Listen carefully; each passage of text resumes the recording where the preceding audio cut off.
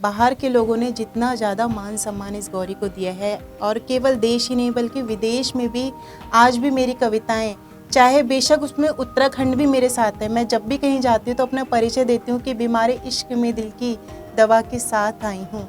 माहौल बनाने के लिए, पब्लिक को एंटरटेन करने के लिए अगर कोई कुछ भी कह देता है कि ये प्लॉट की रजिस्ट्री हो गई है ऐसा वैसा, तो ये सब नहीं कहना चाहिए। देखिए, जब मैं मंचों पे नई नई आई थी, हिंदी साहित्यिक मंचों पे, ऑल इंडिया रेडियो के थ्रू मैं अपनी कविताओं को देश दुनिया तक ले गई, और वहाँ से मुझे हिंदी साहित्यिक मंच मिलने शुरू हुए। शादी के नाम से मुझे बहुत डर लगता है, वो इस कारण कि मेरे साथ एक ऐसी घटना हो गई जो शादी भी नहीं थी, एक बहुत बड़ा स्कैम, ट्रैप या जाल कह लीजिए उसे। फिल्म तो खैर क्या ही बनी, फिल्म तो नहीं बनी, कुछ और ही सीन इन्होंने बना दिया, वो कहानी डाइवर्ट हो गई। और फिर शादी वादी वाला जो इन्होंने स्कैम करना था किया। बाद में कुछ सालों बाद मुझे पता चला कि वो भाभी नहीं, वो उनकी अपनी वाइफ है, और मेरे से लगभग 5 साल छोटी उस बंदे की बेटी भी है। मैं बहुत मुश्किल से डिप्रेशन से निकली हूँ। वो सही कहा है किसी ने, एक तो प्यार भी अंधा होता है और कानून भी अंधा होता है। उत्तराखंड के लोग ही मतलब मेरे नाम के आगे ऐसे कट कर देते हैं। मैं आज भी घर जाके कितनी बीमार होती हूँ, कितनी परेशान होती हूँ, कितना मैं थक जाती हूँ। नैनीताल से दिल्ली और दिल्ली से आगे के सफ़र मैंने हमेशा किए। सबसे ज़्यादा दूर की यात्रा करके मैं आज यहाँ तक पहुँची हूँ। ऐसे नहीं मैं गौरी मिश्रा बन पाई हूँ जो सबके दिलों पे राज करती हूँ। विपिन जी बहुत अच्छा काम कर रहे हैं। आप इनकी मेल पे भी कोई भी क्वेश्चन अगर आपको पोइट्री से जुड़ा हो या आप कवि सम्मेलन में आना चाहते हैं, इसके अलावा भी इवेंट मैनेजमेंट या किसी भी तरीके का कोई भी क्वेश्चन हो, विपिन जी आपके सामने हैं। इनके चैनल पे आप सवाल भेजिए, जवाब हम देंगे, और इस चैनल से ज़्यादा मात्रा में जुड़े रहिएगा, क्योंकि मुझे ऐसा लग रहा है कि धीरे धीरे किसी प्लेटफॉर्म पे सच्चाई भी अब आ रही है। काफ़ी सारी मेरे साथ कंट्रोवर्सी हुई। ऐसा टाइम भी आया है कि इतना गंदा मतलब लोगों ने लिखा, इतना अनर्गल, मतलब 1% भी जिसमें सच्चाई ना हो। खैर उसमें मेरे अपने ही ज़्यादा शामिल थे, तब बाहर वालों ने भी उसका फ़ायदा उठाया, तो मैं ऐसा मन था कि मैं जहर खा लूं। नमस्कार, न्यूज स्टूडेंट नेटवर्क में आपका स्वागत है। मैं हूं डॉक्टर विपिन चंद्रा। देश दुनिया में कभी अपनी कविता पाठ के जरिए लोगों को हंसाती हैं और गुदगुदाती हैं, तो कभी रोने के लिए भी मजबूर कर देती हैं। ऐसी कवित्री हैं गौरी मिश्रा। गौरी मिश्रा, जिन्होंने अपने संगीत को सीखने के लिए न जाने क्या कुछ नहीं सहा, और आज लेजेंड के तौर पर महिला कवित्रियों में देखी जाती हैं। आज हम उन्हीं की निजी जिंदगी, उनकी प्रोफेशनल लाइफ के बारे में जानेंगे। आखिरकार कैसी है उनकी निजी जिंदगी। बहुत कुछ जानने को आज मौका मिलेगा इस पॉडकास्ट में। और एक इम्पॉर्टेंट बात, उत्तराखंड नेशनल यूथ आइकन के तौर पर भी वो आज विजेता के तौर पर स्थापित हो चुकी हैं। कुछ दिन पहले ही उन्होंने कारगिल में सैनिकों को भी काफ़ी हंसाया था, गुदगुदाया था। चलिए आज हम लोग आपको ऐसे ही लेजेंड से मुलाकात कराते हैं।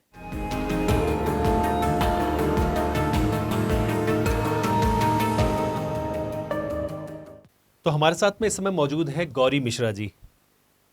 आप जो है गौरी जी जो है, आप जब प्रशंसक इतने ज़्यादा हैं आपके, मैं कई लोगों से उस समय सोशल मीडिया को देख रहा था, तो इंस्टाग्राम पे भी काफ़ी लोग हैं, यूट्यूब पर भी काफ़ी ज़्यादा लोग हैं।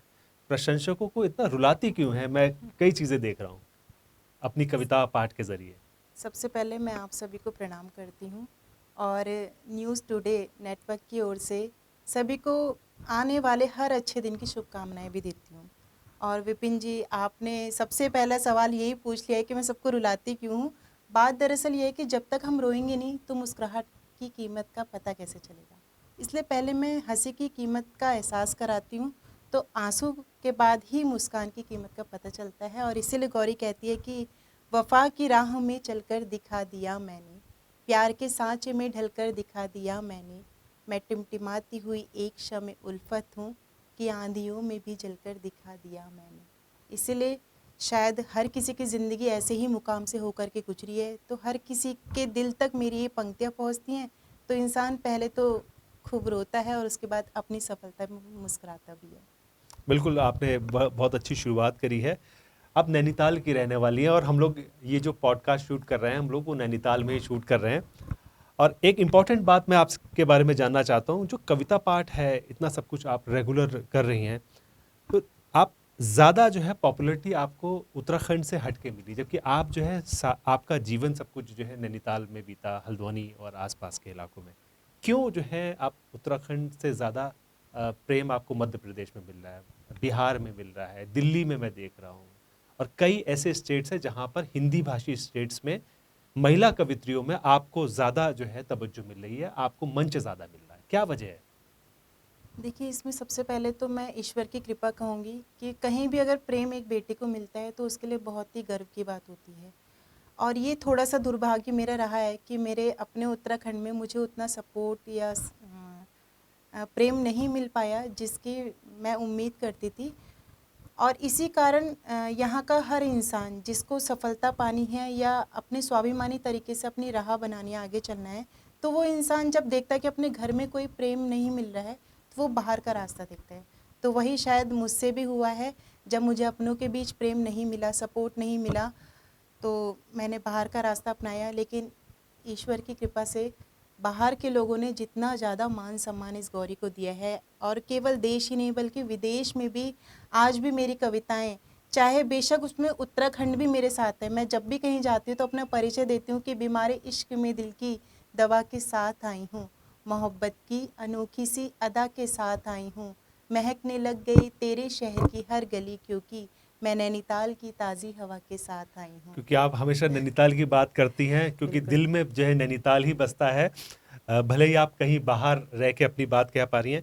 गौरी जी, कविता पाठ जिस समय आप लोग कर रहे थे, बचपन में जो है हम लोगों ने जो है जब आपके ऊपर रिसर्च कर रहे थे हमारी टीम, तो हमने जी। ये पाया कि बचपन बड़ा संघर्षशील रहा आपका। तो क्या किस तरीके का जो है संगीत से जो प्रेम शुरू हुआ, वो कब से रहा?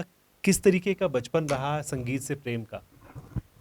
देखिए, बचपन तो मेरा संघर्ष में रहा ही, लेकिन अभी भी देखिए संघर्ष चल रहा है। बस ये है कि मैं मुस्कुराती ज़्यादा हूँ और दिखाती कम हूँ कि मेरी ज़िंदगी में क्या-क्या बीत रहा है। और आपको वो घटना इसलिए भी पता चलेगी क्योंकि मेरे जो प्रिंसिपल थे, उन्होंने उसके बाद काफ़ी परिवर्तन स्कूल में किए। शुरू के दिनों में म्यूज़िक और गेम्स हुँ, इंक्लूड नहीं था किसी भी सब्जेक्ट में, जैसा कि आप जी। जानते होंगे। तो किसी को भी एक्स्ट्रा अगर म्यूज़िक क्लास लेनी होती थी या गेम्स करने होते तो उसकी फ़ीस ली जाती थी। हुँ, हमारी आर्थिक स्थिति पारिवारिक ऐसी नहीं थी, हम 6 भाई-बहन हैं, और उस वक़्त बड़ी मुश्किल से पढ़ने के लिए भी हमारे पेरेंट्स हमें फ़ीस दे पाते थे, तो उन्होंने कहा बाकी हम कुछ नहीं तुम्हें करवा पाएँगे। लेकिन मुझे संगीत का बहुत शौक था, गेम्स का भी था, और आपको बताऊँ मैं राष्ट्रीय और अंतर्राष्ट्रीय लेवल पे मैंने कबड्डी, खो-खो, बास्केटबॉल उसमें भी विजेता रही हूँ मैं, फर्स्ट प्राइज़ मैंने जीता है। साथ ही साथ मैंने सिंगिंग, डांसिंग जितने भी कॉम्पिटिशन थे सब में मैं फर्स्ट प्राइज़ जीतती आई हूँ। तो मैंने अपनी म्यूज़िक क्लास हुँ। के बाहर खड़े रह कर के हारमोनियम, ढोलक और जितने भी अलंकार थे वो सब सीखे। और आज ईश्वर की कृपा से मैं, आप मुझे कोई भी गीत दे सकते हैं, मैं हारमोनियम पे बजा सकती हूँ, क्योंकि कहते हैं ना कि लगन जब किसी चीज़ की होती है ना, तो वो हम कैसे भी करके सीख सकते हैं और वो विद्या हमें मिल जाती है। तो बस यही था कि उस वक़्त मुझे मेरे टीचर्स ने सपोर्ट किया, और टच वुड मुझे ईश्वर का सपोर्ट कॉलेज टाइम में भी मिला है। मैं हल्द्वानी के एमबीपीजी कॉलेज से पढ़ी हुई हूँ, और बेशक मेरी पुरानी बचपन की पढ़ाई नैनीताल में हुई, वहाँ भी और यहाँ भी मुझे मेरे टीचर्स ने बहुत सपोर्ट किया। और इसीलिए मैं हर पीढ़ी को ये कहना चाहती हूँ, स्पेशली बच्चों को कहना चाहती हूँ कि अगर आपको किसी से दोस्ती करनी है, एक बार अपने टीचर्स को अपना दोस्त बना के देखिए। यकीन मानिएगा ज़िंदगी बहुत अच्छी हो जाएगी, और आप कितने भी बड़े हो जाएँगे, कितनी भी ऊँचाई पे पहुँच जाएँगे, आपको आपके स्कूल के और कॉलेज के दिन ज़रूर याद आएँगे, जैसे मैं मिस करती हूँ। अच्छा, एक आपने एक इम्पॉर्टेंट चीज़ बताई थी कि म्यूज़िक को सीखने के लिए जब आपने तैयारी की, तो म्यूज़िक में जो है सीखने के दौरान आपको कोई ट्यूटर इसलिए नहीं मिल पा रहा था क्योंकि आप फ़ीस नहीं दे पा रही थी। बिल्कुल। क्या सच्चाई है इसमें जो है? बिल्कुल, आप क्या अभी भी हिमालय स्कूल है, हिमालय विद्या मंदिर सीनियर सेकेंडरी स्कूल, आप वहाँ जाके पता कर लीजिए। हालाँकि डॉक्टर शोभा मिश्रा जी और उनके हस्बैंड की डेथ हो चुकी है। उन्होंने ही उस वक़्त वहाँ पे मुझे सपोर्ट किया। उन्होंने कहा जब ये बच्ची इतना अच्छा हारमोनियम बिना क्लास में सीखे सिर्फ़ देख कर के बजा सकती है, तो हम इसको अब सिखाएँगे फ्री में। उन्होंने उसके बाद जिस बच्चे को भी म्यूज़िक सीखने की ललक थी, उनको फ्री में वहाँ पे ट्रेनिंग दी। मैं आज भी डॉक्टर शोभा मिश्रा जी को सैल्यूट करती हूँ कि उन्होंने इतना बड़ा फ़ैसला लिया। और उसके बाद से हमारे स्कूल के जितने भी प्रेयर या कॉम्पिटिशन होते थे, उसमें सबसे आगे मैं रहती थी हारमोनियम तो बजाने वालों में। कैसे देखती थी? जैसे आपने कहा कि उस समय फ़ीस देने के लिए ₹50 भी नहीं थे। बिल्कुल। तो उस समय आप जो है कैसे उसको, आपने बताया खिड़की से आप जो है झांक कर देखती थी, क्या है वो उस दिन का हिमालय क्या स्कूल किस्सा जो है? था, हिमालय स्कूल जो था उस वक्त उसके 2 मंजिल 3 मंजिल नहीं बने थे, वो एक सिंगल स्टोरी स्कूल था, उस वक्त वो 5th क्लास तक ही था शायद। तो उसमें एक क्लास दे रखी थी म्यूज़िक की, और तब ना उसमें खिड़कियाँ बनी हुई थी बाहर। तो जाहिर सी बात है, जब भी मेरे कानों में ना, मैं जैसे वॉशरूम जाती थी, मैंने कई बार मार भी खाई इस चक्कर में, अपनी क्लास बंक कर देती थी मैं। मुझे अगर हारमोनियम की सारेगामा की आवाज़ आ रही है, बस मैं खिंची चली जाती थी, बस क्लास में खिड़की के आगे बाहर खड़े होकर के बस देखती थी मैडम कैसे सिखा रहे हो, और ये फील करती थी काश वहाँ पे मैं होती और टीचर मुझे सिखा रही होती। लेकिन बस वो मैं उंगलियाँ देखती थी कैसी बजती थी, और सरस्वती माँ ने कृपा ऐसी दी कि मैं वहीं से देख करके सीख गई थी कि कैसे हारमोनियम में सा रे गा मा पा बजाना है। हमने देखा आपके ज़्यादातर जो शोज़ रहे हैं उन शोज़ में जो मेल कैरेक्टर्स होते हैं उनके बारे में जो है आपने बड़ी खिंचाई करी हुई है। वो गुलाबी गाल वाला जो बिल्कुल। है, क्या है वो गुलाबी गाल का जो तमाचा वाला, ऐसा कुछ तमाचा भी है बिल्कुल उसमें, बिल्कुल क्या बिल्कुल। है वो? देखिए, सबसे पहली बात, जब नोटबंदी हुई थी, जी। हर इंसान परेशान हो गया था अचानक से। हमारे माननीय प्रधानमंत्री जी ने बहुत बड़ा एक सरप्राइज़ दिया था सबको। तो किसी की जेब ढीली हो गई थी, किसी की जेब बहुत भारी हो गई थी। उस वक्त क्या था, एक नई कविता का दौर शुरू करना था कि लोगों के चेहरे पे मुस्कुराहट भी आए, और ये दुख का जो टेंशन का दौर है ये भी थोड़ा दूर हो जाए। और उस वक्त हम भी सफ़र में थे, हमारे भी काफ़ी जेब में पेमेंट सारी भरी हुई थी, उसको कैसे एक्सचेंज करें टाइम ही नहीं था, लगातार मेरे प्रोग्राम लगे रहते थे।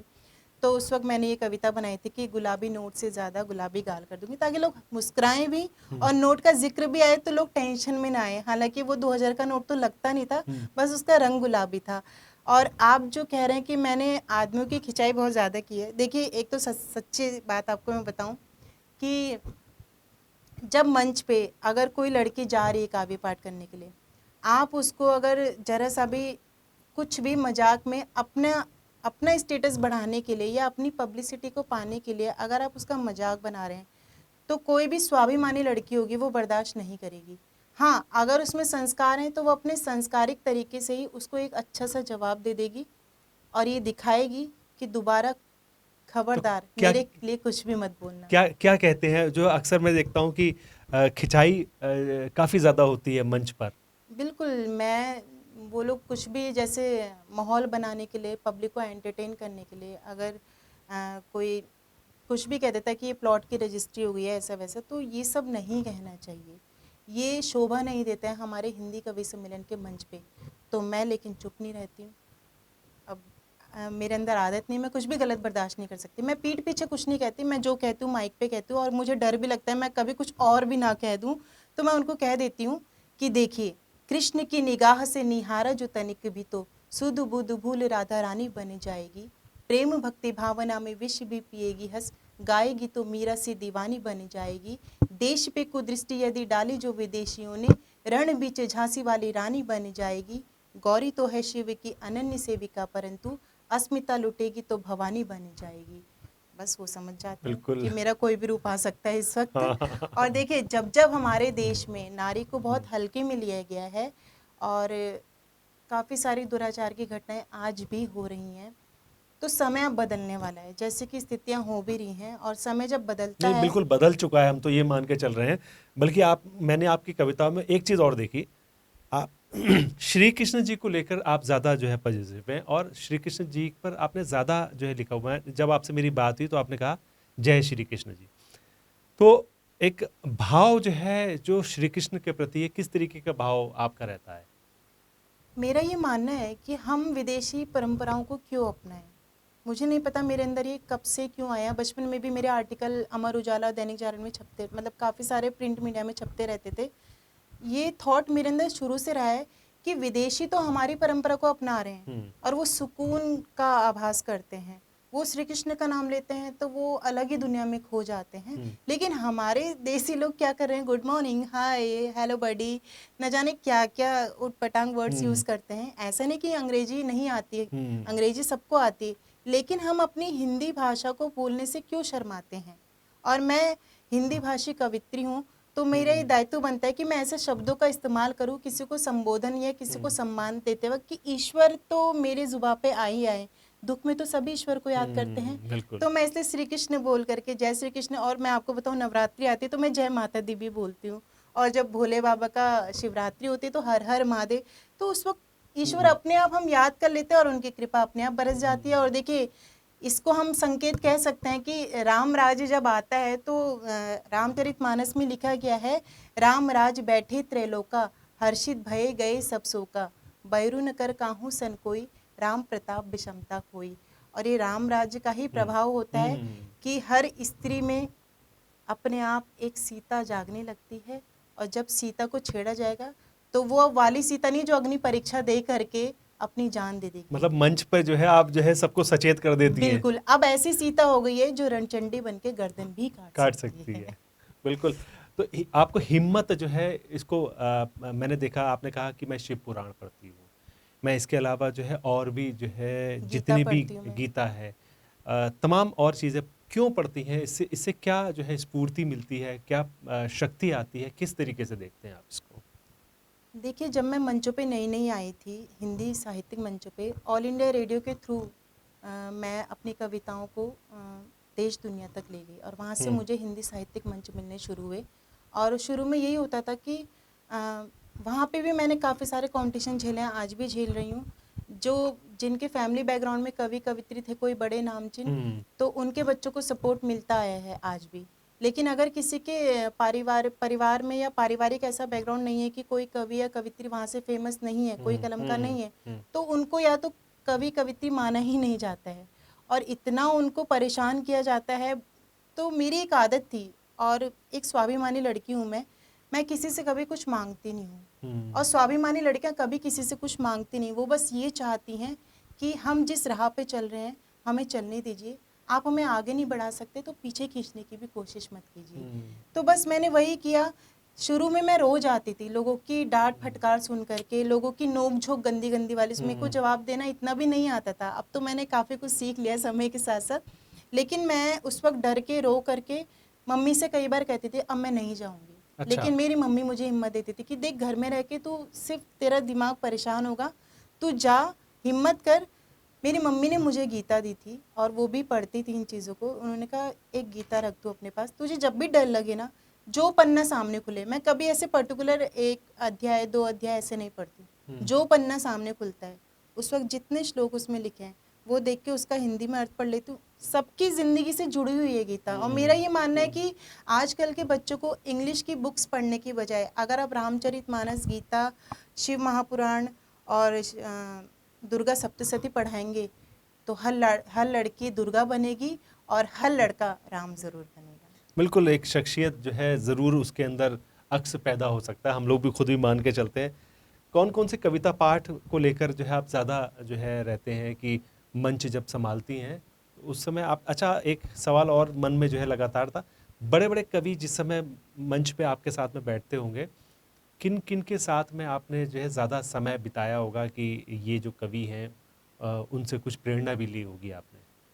बहुत सारे हमारे कलमकार हैं, मैं सभी कलमकारों से कुछ ना कुछ प्रेरणा लेती हूँ, सीखने की कोशिश मैं हमेशा करती हूँ। और केवल बड़े ही नहीं बल्कि जो छोटे भी नामांकुर नए कलमकार आ रहे हैं, मैं उनसे भी बहुत कुछ सीखती हूँ। क्या पता किसमें क्या कुछ अच्छा है जो हमारे अंदर कमी रह गई है।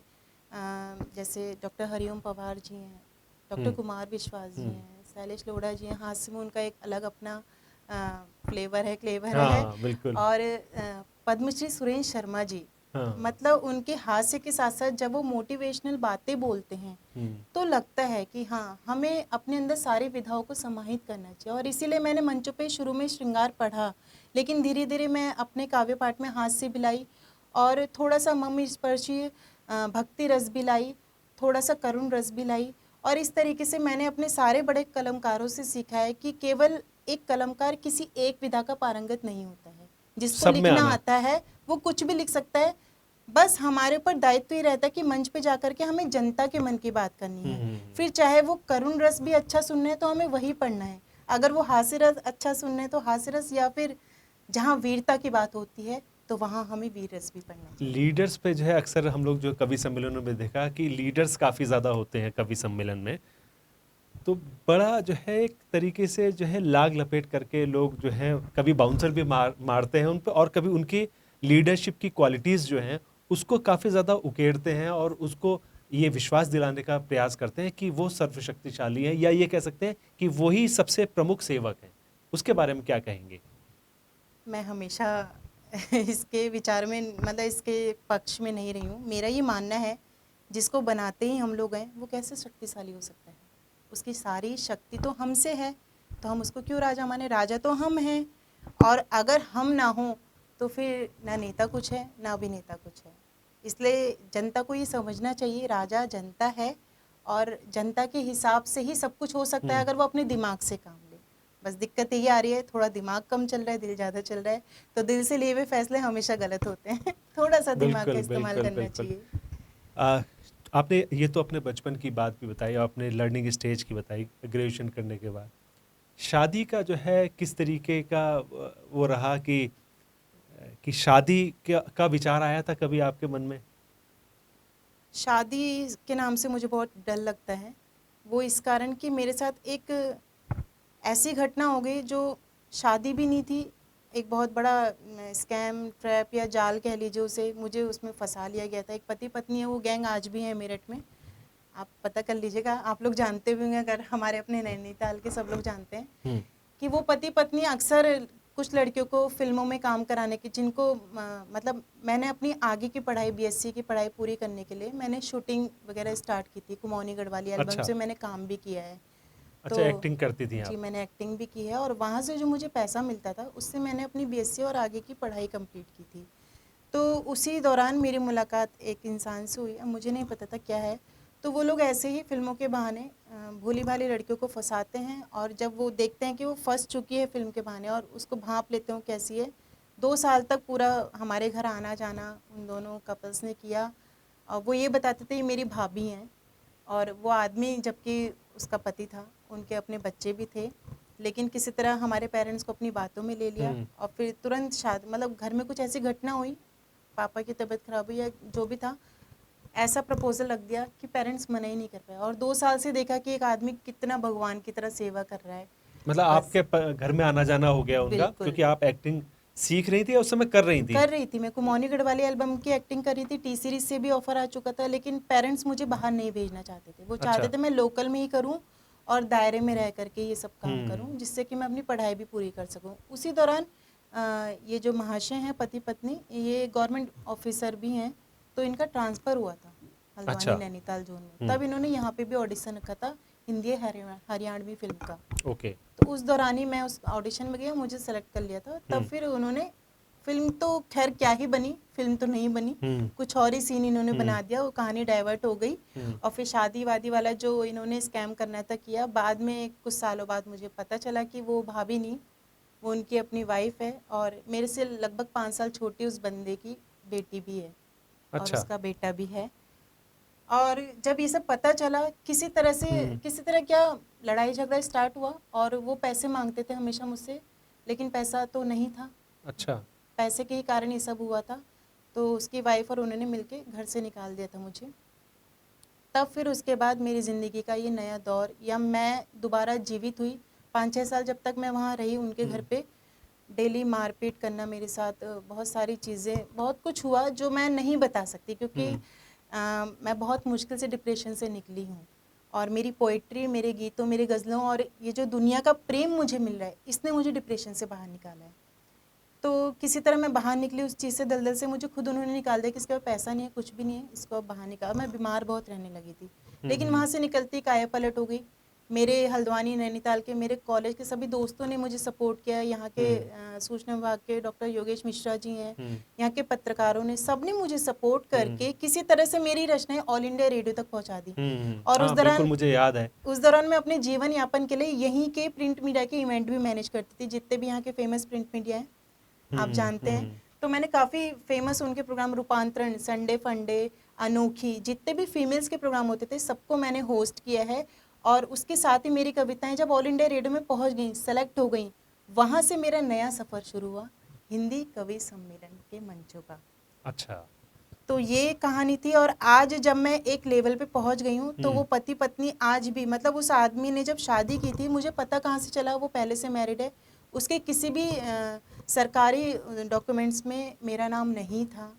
तो आपने कंप्लेंट नहीं करी कभी? कंप्लेंट, कानून के लिए मैं क्या ही कहूँ, कानून तो मुझे नहीं पता किसका है कानून, लेकिन मैं कुछ नहीं कह सकती हूँ। लोग कहते हैं कानून अंधा होता है। सच में वो सही कहा है उनके किसी ने। पट्टी एक बंदी तो होती प्यार है। भी अंधा होता है और कानून भी अंधा होता है, लेकिन प्यार अगर अपने पेशेंस से किया जाए तो वो अंधा नहीं होता है। जैसे मुझे मेरे शौक ने आज यहाँ तक पहुँचाया। कविता लिखना मेरा शौक था, वही मेरा प्रोफेशन बना। सिंगिंग, डांसिंग, एक्टिंग, ये सब मेरा लेकिन शौक न्याय था। मिलता है अगर लगे रहें। लोग कहते हैं कि न्याय अब कर जरूर रखे ना मिलता है। केस, अब सब कुछ। हाँ, मतलब मैंने अब पुलिस के पास जाना छोड़ दिया है, डायरेक्ट कोर्ट में मैंने सारे केस कर रखे हैं। तो धीरे धीरे मिल रहे हैं। आज उनके फैमिली के 2-3 लोग जेल में हैं, 7 साल की सजा काट रहे अच्छा। हैं और लगे पड़े वो लोग बहुत सारे। कभी हाई कोर्ट में जाके अपनी वो कर रहे हैं, रिक्वेस्ट कर रहे हैं हर चीज़ की।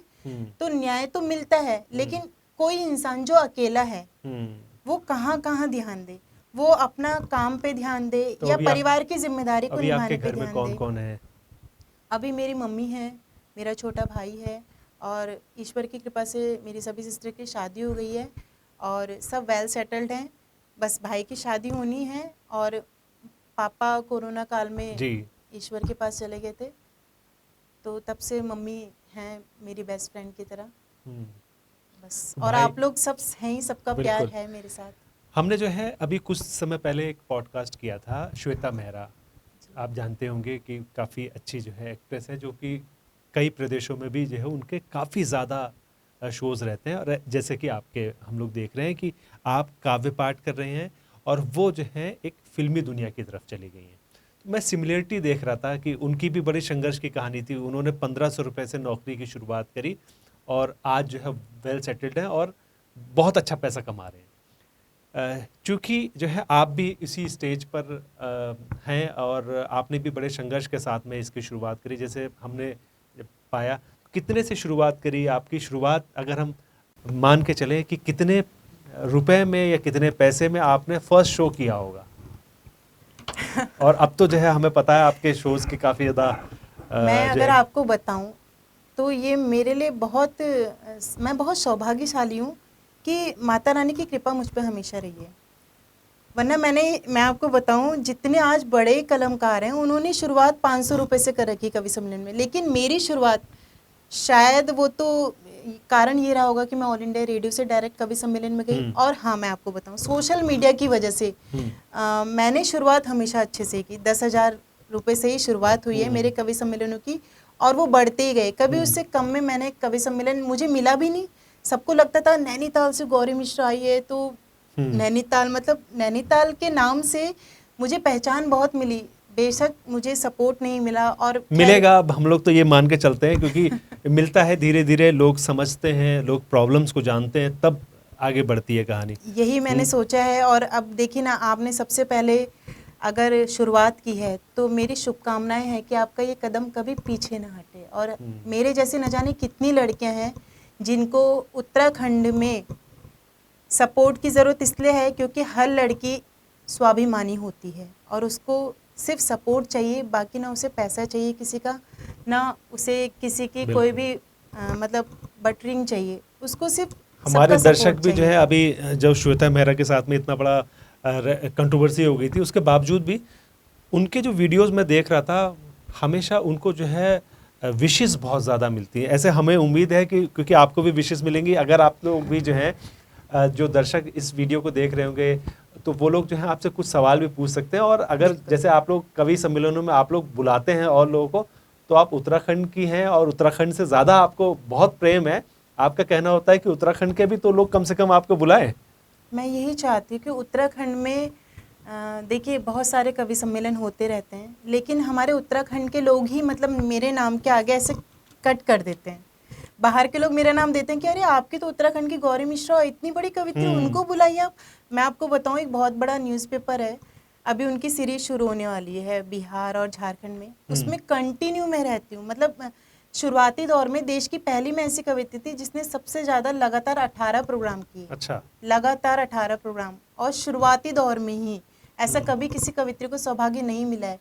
और आज भी वो न्यूज़पेपर मुझे इतना सपोर्ट करता है कि उनके लगभग 10-15 कवि सम्मेलनों में मैं हमेशा इस महीने रहती हूँ कंटिन्यू। और वही न्यूज़पेपर जब यहाँ करवाते हैं कवि सम्मेलन, तो वो लोग टीम बना के देते हैं कि आपके वहाँ तो खुद ही इतनी बड़ी कवित्री है, इसको रखिए, तो मेरे नाम के आगे कट हो जाता है यहाँ से। अब क्या कारण है, मैं इसमें कभी गई नहीं, क्योंकि अपना घर है और मैं कभी घर की बातें बाहर नहीं ले जाना। यही कारण है कि मैंने हमेशा चुप्पी साधी। और मैं आपको बताऊं विपिन जी, जब भी मेरे साथ चाहे मेल हो फीमेल हो, किसी ने भी कुछ गलत किया है, मैं पलट के लड़ती नहीं हूँ, ना बदला लेने की सोचती हूँ। मैं इग्नोर करते हुए दूरी कर लेती हूँ उन लोगों से और आगे बढ़ती हूँ।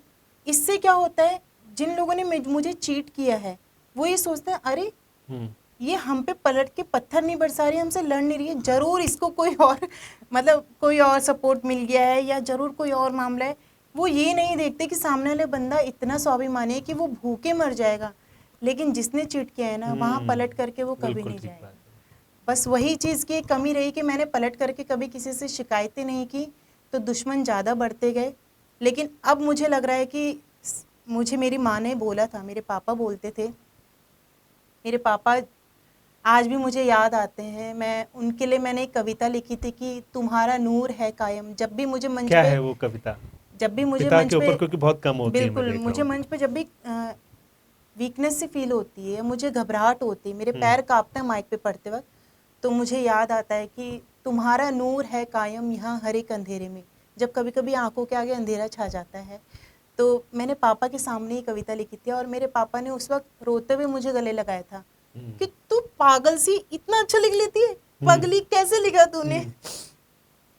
तो मैं कहती हूँ कि तुम्हारा नूर है कायम यहाँ हर एक अंधेरे में, जो ताकत आपने बख्शी वही ताकत है मेरे में, गुजारा यूं तो बचपन का तेरी बाहों में हर लम्हा, सुकून है आज भी कितना उन्हीं बाहों के घेरे में। तो जो मेरे पिता ने मेरे अंदर ताकत बख्शी है, वो ताकत लेकर के मैं चलती हूँ। और मेरे अंदर जो एक ताकत मंच पे सबसे भिड़ने की आती है, उसका कारण मैं आपको, लोग मुझसे पूछते हैं, आपकी तरह सवाल करते हैं, बाहर मेरे इंटरव्यू अक्सर होते रहते हैं, वो कहते हैं कि आपके अंदर ये वाली ताकत कहाँ से आती है कि कोई कुछ बोले आप तुरंत जवाब तैयार रखती हैं। तो मैं कहती हूँ कि नज़र भरकर जो मैं एक आशियाँ को देख लेती हूँ, उसी एक पल में सारे गुलसिता को देख लेती हूँ, सफ़र में साथ रखती हूँ मैं एक छोटा सा आईना, खुद अपनी शक्ल में अपनी ही माँ को देख लेती हूँ। माँ से मिलती है। बिल्कुल। और मेरा ये मानना है कि हम लोग केवल मदर्स डे पे नहीं, बल्कि हर दिन माँ को पूजा सही करें। बात है, माँ की बिल्कुल। पूजा अगर हमने कर ली, हाँ। पिता की पूजा कर ली ना, हाँ। ईश्वर की पूजा अपने आप हो जाती है। बिल्कुल। और यही कारण है कि मेरा साथ माँ दुर्गा हमेशा देती है। घर की आपने बात की, पूरे परिवार की आपने बात की। जो घर है, एक हर व्यक्ति का एक सपना होता है कि मेरा सपनों का घर कैसा हो। तो वो सपनों का घर जो है, कभी सोचती हैं आप कि मेरा सपनों का घर ऐसा होना चाहिए जिसमें स्विमिंग पूल हो, 4 BHK हो, 5 BHK हो? वो किस तरीके का आपके मन में विचार रहता होगा? आपने तो मेरी दुखती रग पे हाथ रख दिया, क्योंकि ये सपना मैंने आज से 4-5 साल पहले देख लिया था और इसके लिए लगातार मैंने दिन रात बहुत मेहनत की। बहुत मैंने, मतलब मैं जितने भी कवि सम्मेलन आए, मैंने एक भी कवि सम्मेलन नहीं छोड़े कि मुझे एक मकान खरीदने का सपना मैंने देख लिया था, बातचीत हो गई थी, सब कुछ हो चुका था। बस वही है कि आज वो लोग खैर जेल में तो हैं, वो दोनों भाई जिन्होंने चीट किया था, और बहुत बड़े पैसे की चपत लगी मुझे। उस वक्त मुझे लगा मैं बहुत बड़ी बेवकूफ़ हूँ, बहुत भोली हूँ। मैं उनको जबकि राखी भी बांधती थी, इसलिए मैंने भरोसा करा उन दोनों प्रॉपर्टी डीलर पे, क्योंकि वो शुरू में हमारे ही शहर के थे, तो हम ऐसे इतना भी वो नहीं कर सकते कि हम किसी पे शक करें।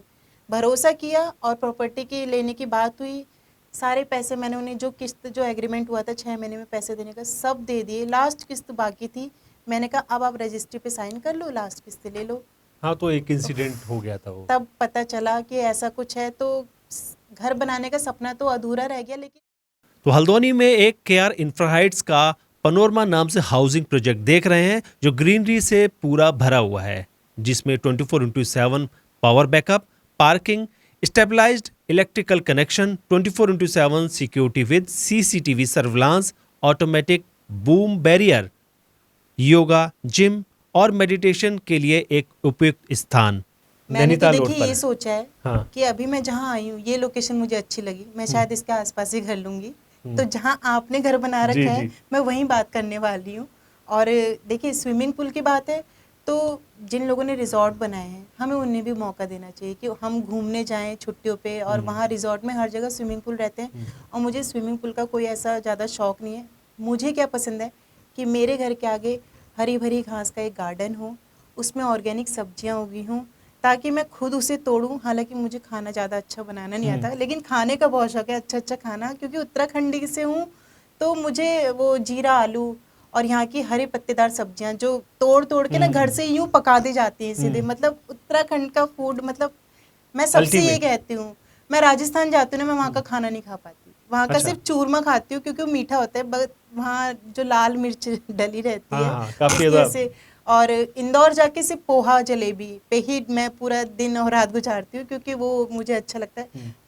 हमारे उत्तराखंड में क्या है, बिना स्पाइस के, मतलब बिना लाल मिर्च, बिना उसके इतना स्वादिष्ट खाना, इतना तरोताज़ा, उसकी आदत एक पड़ी, इसलिए हम हेल्दी भी रहते हैं। लोग मुझसे पूछते हैं आप मेंटेन कैसे रहती हो, मैं कहती हूँ उत्तराखंड आ जाओ, एक महीना रह लो, तुम्हारा 10 किलो वजन घट जाएगा, क्योंकि यहाँ का खाना ऐसा है, बिल्कुल यहाँ की बिल्कुल। जलवायु ऐसी है। बस यहाँ के जो लोग हैं वो धीरे धीरे मैं चाहती हूँ थोड़ा सा समझने लगे। चलिए, वो अच्छी अच्छी आपने बात बताई। अगर आप लोग भी जो है जितने भी लोग हैं इस पॉडकास्ट को देख रहे होंगे, नैनीताल में अगर आप उनका सपना भी हो घर बनाने का, तो हल्द्वानी में एक अभी पीक परफेक्शन नाम की एक अभी रियल एस्टेट कंपनी शुरू हुई है। उनके काफ़ी अच्छे हाउसेज हैं, और उनके कुछ दिन पहले हम लोगों की भी विजिट हुई थी वहाँ पर। बहुत अच्छी फैसिलिटीज़ हैं, काफ़ी ज़्यादा। जैसे अगर हम लोग उसकी बात करें, बिजली चली जाती है तो ऑटो जेनसेट है, इसके अलावा स्विमिंग पूल है उनकी उस पर।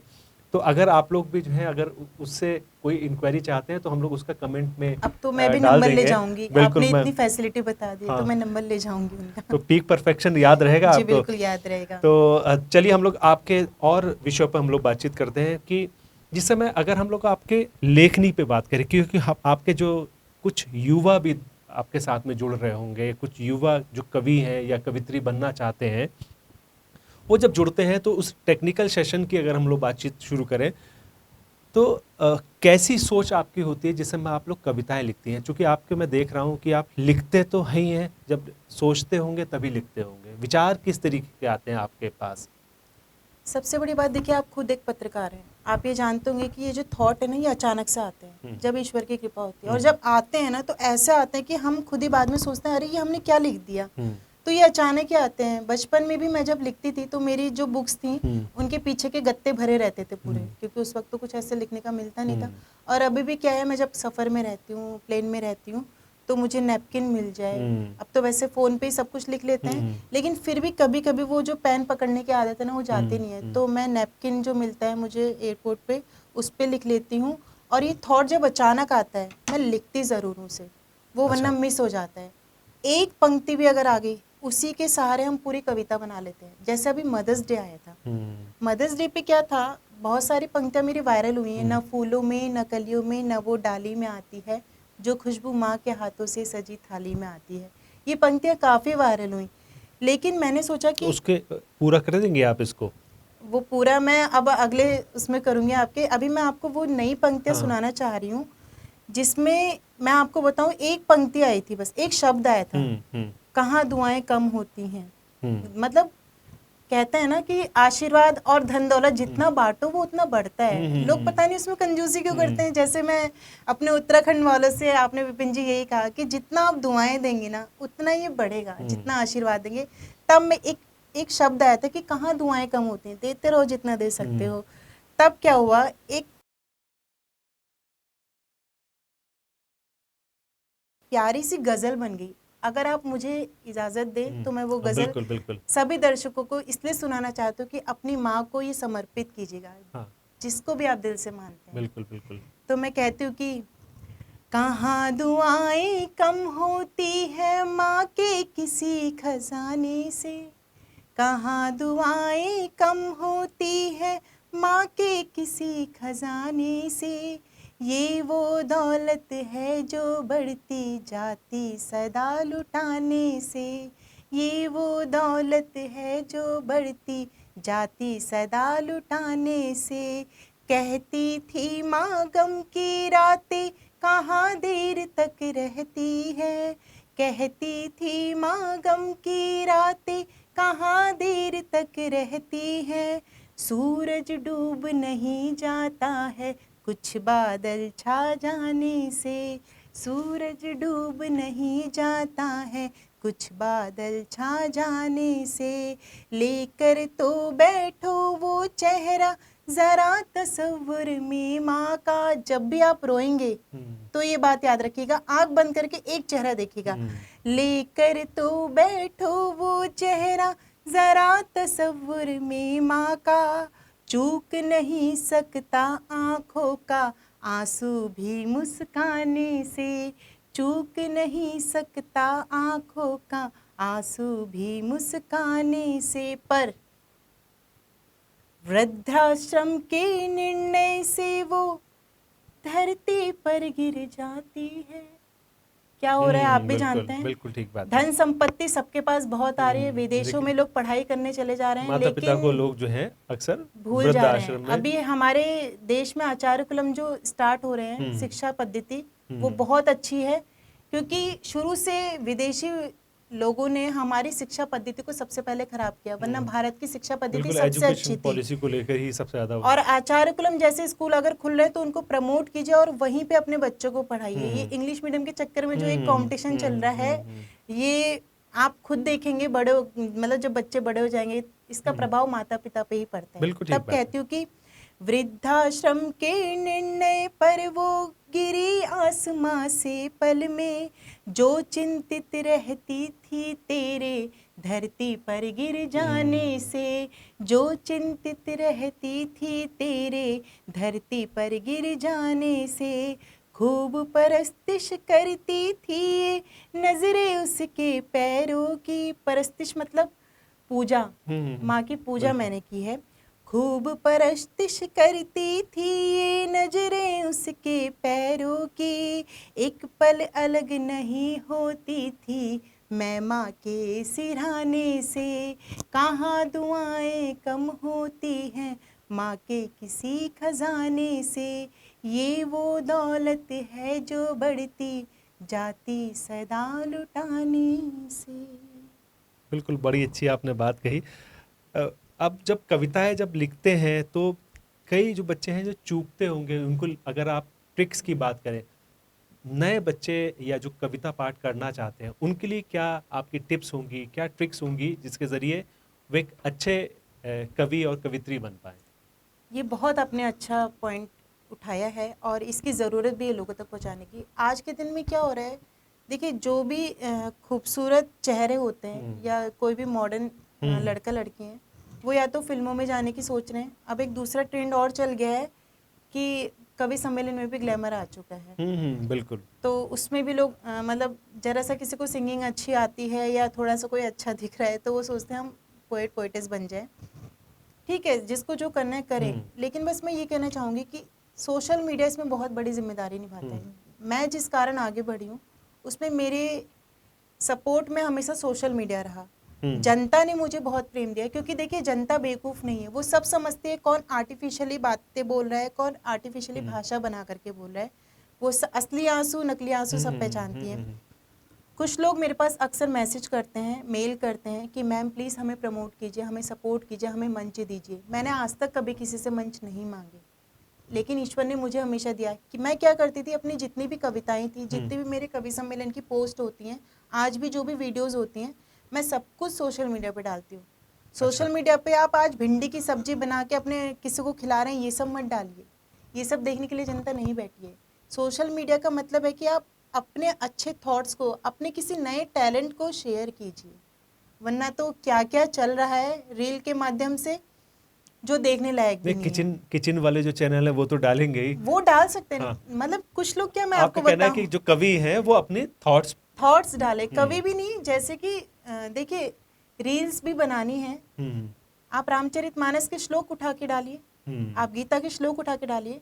हमारी दीदी का जो बेटा है उसको रील बनाने का थोड़ा सा बीच में खुमार चढ़ा था, हमने सब बंद करा दिया। हमने कहा ये रील तुम कल के दिन अपने स्कूल में दिखा सकते हो? उसने कहा नहीं, टीचर तो डांटेगी। तो हमने कहा अगर बनानी है तो हमने उसे गीता के श्लोक रोज एक पढ़वाए। अच्छा। और हमने कहा ये डालो, और सच में उसकी जब टीचर ने देखी स्कूल में उसकी रील, उन्होंने उसको अप्रिशिएट किया और पूरे स्कूल में क्लैप करवाई।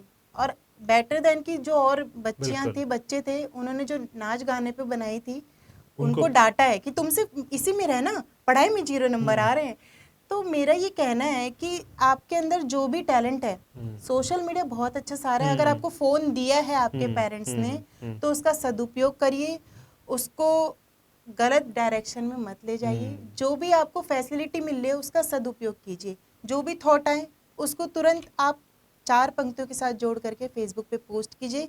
तो देखिए आप धीरे धीरे दुनिया की नज़रों में छाते जाएंगे, और जब आप दुनिया की नज़रों में छा जाएंगे, जनता आपको पसंद करने लगेगी, अपने आप कवि सम्मेलन और बड़े बड़े प्रोग्राम्स में बुलाए जाने लगेंगे। देखा गया है।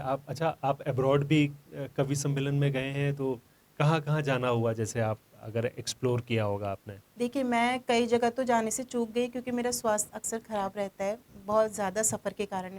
मैं आपको बताऊं, नैनीताल हाँ, से आपने दिल्ली आपने बताया था कि रात में 3-3 बजे तक, बिल्कुल उस समय का क्या क्या सीन रहता है? कवि मतलब सम्मेलन डर भी आज होता भी, है आपको मैं जैसे? आपको बताऊं, एमपी और राजस्थान में जो कवि सम्मेलन चलते हैं वो 3-3 4-4 बजे तक चलते हैं। कुछ अच्छा। कुछ तो 5-5 बजे तक, और कुछ कुछ तो ऐसे हैं जहाँ राष्ट्रगान होता है सुबह और उसके बाद खत्म होता है कवि सम्मेलन। तो शुरुआती दिनों में जब इतने पैसे नहीं मिलते थे कि फ्लाइट के टिकट्स कर सके, लेकिन मैं बहुत ज़्यादा बिजी रहती थी, बहुत ज़्यादा कवि सम्मेलन मुझे मिलते हैं। तो प्रोग्राम ख़त्म होते ही मुझे शुरू में डर लगता था, मैं होटल्स में भी नहीं रुकती हूँ अक्सर कवि सम्मेलन के। मैं चाहे एयरपोर्ट पे मैं इंतज़ार कर लूँ या स्टेशन पे, मैं होटल्स में बहुत कम रुकती हूँ। पता नहीं क्यों एक डर सा लगा रहता है या भरोसा नहीं होता किसी पे। तो मैं शुरुआती दिनों में जब ट्रेन करती थी, तो ट्रेन में मैं आपको बताऊँ, ऐसे ऐसी जगह पे कवि सम्मेलन हुए हैं जिन जगह के नाम भी आपने नहीं सुनोगे। रात के 2:30 बजे की कोई ट्रेन है, 1 बजे की ट्रेन है, और वहाँ मैं खड़ी हूँ और वहाँ एक परिंदा भी नहीं है, केवल कुछ 2-3 छिछोरे लड़के होते थे। तो मैं पूरा मुंह कवर करके, मतलब मैं, और ट्रेन अगर लेट हो गई, सुबह के 5 बजे तक हम वेट कर रहे हैं स्टेशन पे, और 5 बजे के बाद जो नींद का झोंका आता था, 5 से 6 बजे का टाइम, मन करता था बस यहीं बिस्तर मिल जाए स्टेशन पे और मैं सो जाऊं। वो दिन भी हमने काटे हैं। आज लोगों को दिखता है कि मैं प्लेन में सफ़र कर रही हूँ।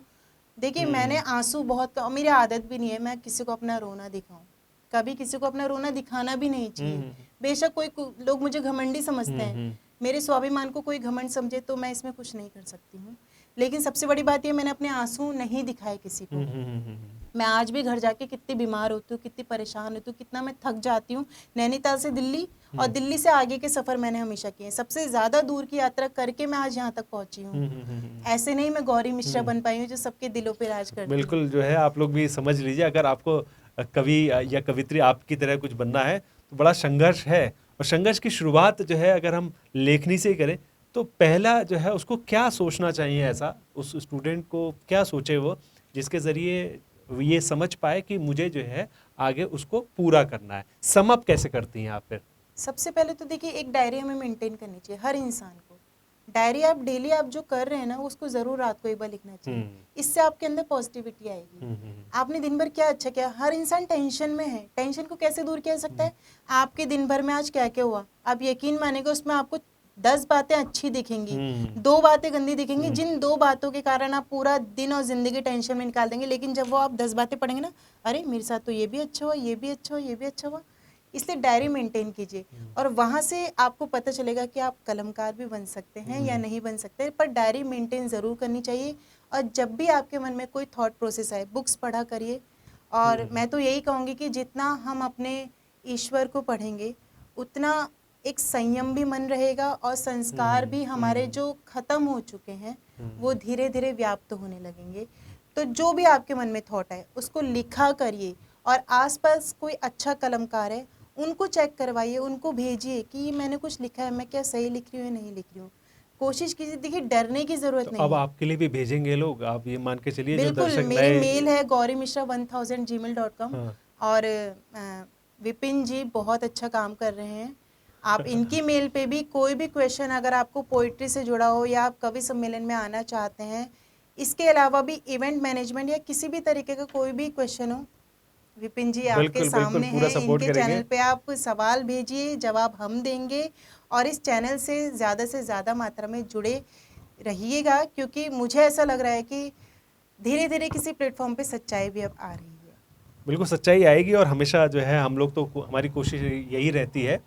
और हमारा स्लोगन भी है न्यू स्टूडेंट नेटवर्क का कि हर कदम तरक्की की ओर। मतलब हम लोग भी चाहते हैं कि जो लोग भी हमारे साथ में जुड़े हैं, जो हम लोगों ने राइज किया, और चूंकि हमारा बैकग्राउंड मीडिया से ही रहा, तो पूरा सब कुछ जो है हम लोग ये चाहते हैं कि सब लोग तरक्की की ओर बढ़ते बिल्कुल चले। बिल्कुल तो अगर और कुछ बताना चाहते हैं, क्योंकि ये पॉडकास्ट लंबा जो है काफ़ी ज़्यादा हो गया, बिल्कुल बिल्कुल। कुछ और बताना चाहते हैं जिसके ज़रिए हम लोग इसको सम अप कर पाएँ और ये बता पाएँ कि कुछ बहुत कुछ आने वाला है आपकी ज़िंदगी में, और भी कुछ आने वाला होगा, तो हमारे दर्शकों को ये तो कुछ बताइए कि क्या कुछ और होने वाला है। देखिए, सबसे पहली बात तो जब मुझे इंडियन एम्बेसी ने अपने कार्यक्रमों के लिए विदेश भेजा था, मैं सऊदी अरब भी गई हूँ, मैं दुबई भी गई हूँ, मैं कतर भी गई हूँ, मैं आबू धाबी भी गई हूँ, और साउथ अफ्रीका भी मैं गई हूँ।